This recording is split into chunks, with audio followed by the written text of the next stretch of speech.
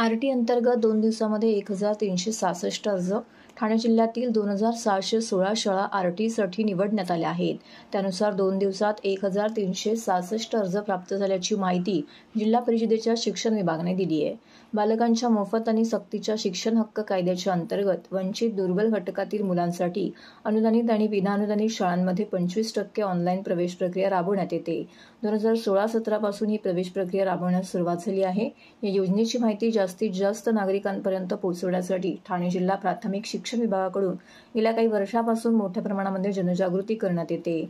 परंतु यंदाच्या वर्षीपासून आरटी कायद्यात बदल करण्यात आले.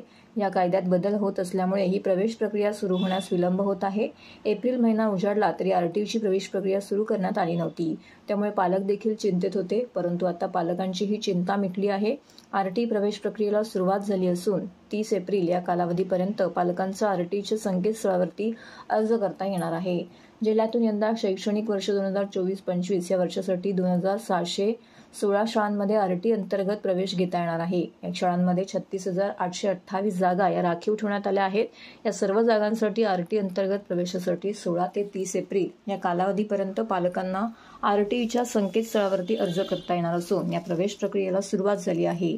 त्यानुसार 2 दिवसांमध्ये 1366 अर्ज प्राप्त झाले असल्याची माहिती जिल्हा परिषदेच्या शिक्षण विभागाने दिली आहे.